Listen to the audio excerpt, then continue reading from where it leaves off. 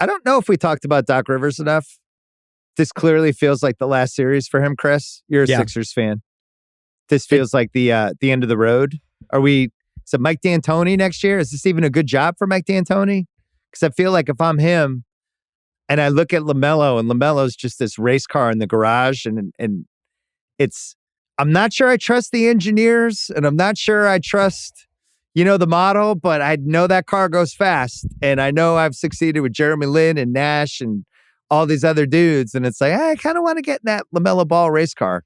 What do you think he does? Yeah, I mean, it's also a question of like, what's a lesson?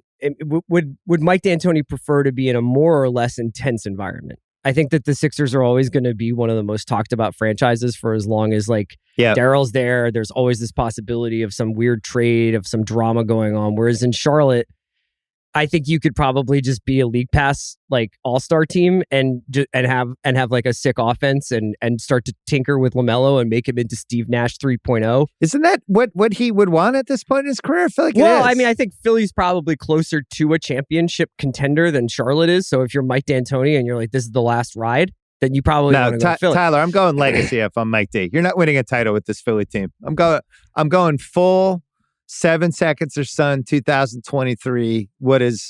How does this add to my hagiography, basically? Yeah, I think personally, I would rather just have Taylor Jenkins. I would just rather, can we just get another Chris Finch? Is there just another nurse guy out there who's like, yeah, here's how you win basketball games? Yeah. What do you think, Tyler? Do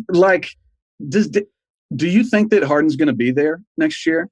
Do you think that D'Antoni wants all of that, baggage and drama also entering the mix? You've got just the Sixers in general, right? It's just like a charged up situation.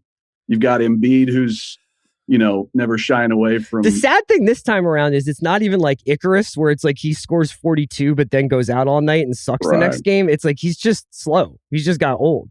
So I mean, he's not getting separation. He's not getting that blow by stuff, and it's just tough. And his shot just seems a little do you have both contacts in?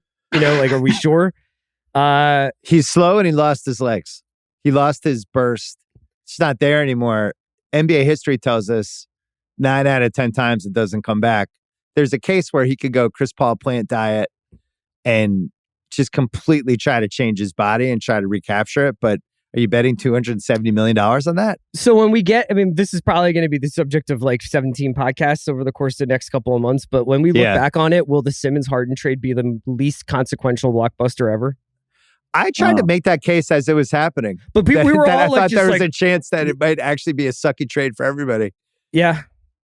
I mean, I don't like the idea. It's not my money. I don't like the idea of them paying him the maximum amount in 36 if this is what he looks like at 32.